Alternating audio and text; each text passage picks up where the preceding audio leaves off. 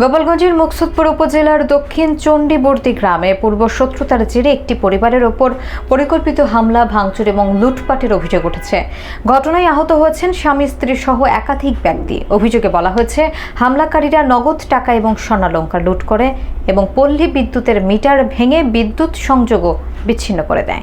আহতরা উপজেলা স্বাস্থ্য কমপ্লেক্সে চিকিৎসা নিয়েছেন। এই ঘটনায় ভুক্তভোগী পরিবারের পক্ষ থেকে থানায় লিখিত অভিযোগ দায়ের করা হয়েছে। ওয়াসিম মিয়ার প্রতিবেদনে দেখুন বিস্তারিত। গোপালগঞ্জের মুকসুদপুর উপজেলার দক্ষিণ চণ্ডীবর্তী গ্রামে পূর্বশত্রুতার জের ধরে একটি পরিবারের বাড়িতে হামলা, ভাঙচুর এবং লুটপাটের অভিযোগ পাওয়া গেছে। অভিযোগের তথ্য অনুযায়ী একই গ্রামের সজীব মিয়া, রুহান মিয়া, পেলে মিয়া এবং তামিম মিয়া গত 12 জানুয়ারি সকালে সম্রাজ মিয়ার বাড়িতে পরিকল্পিতভাবে হামলা চালায়। এ সময় তারা ঘরবাড়ি ভাঙচুর করে এবং ঘরে থাকা নগদ টাকা ও স্বর্ণালংকার লুট করে নিয়ে যায় বলে অভিযোগ করা হয়েছে।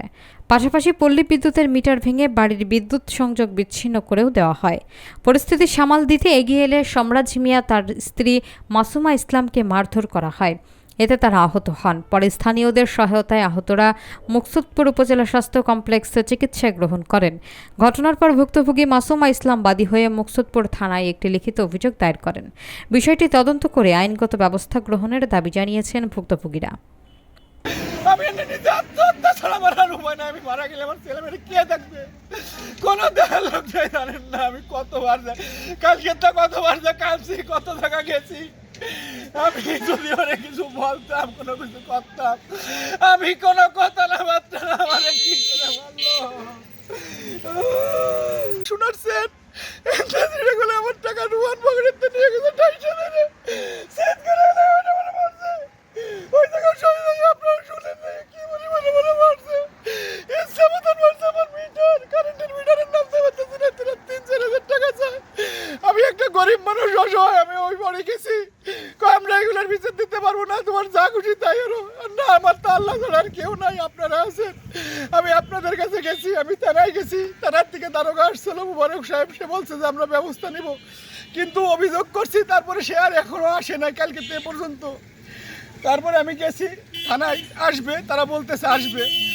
এখন আপনাদের যা ভালো হয়, আমি যদি অসহায় থাকি, অসহায়ের পক্ষে আপনারা থাকেন। আমি একদম হীন মানুষ, দুর্বল মানুষ। আমার 2টা ছেলে, একটা ছেলে বইতে চলে গেছে, পেলের বইতে, সবার বইতে আমার ছেলেরা লেখা থাকে। এসএসসি পাস কিনা সে আসে নাই, সে বাড়ি আসে না। আমার ছোট ছেলেটারা মারছে, এখানে লাথি দিয়ে লাইতেছে। আমার এই ছেলেটা জানাই যায়, আমার কাঁদছে। তখন রশিদ সাহেব বলছে আমি তারকা পাঠাইতেছি এখনই।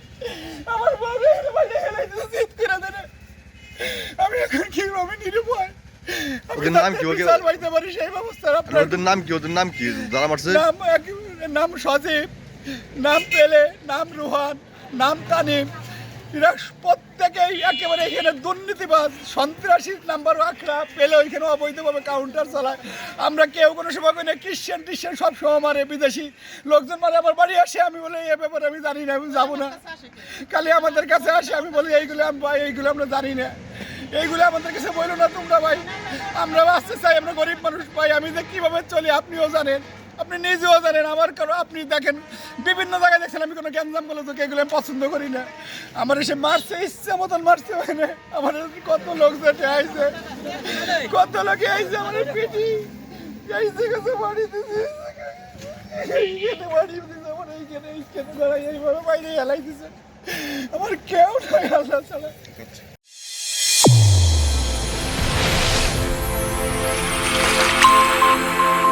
চ্যানেল A1 হৃদয় রেসপন্স।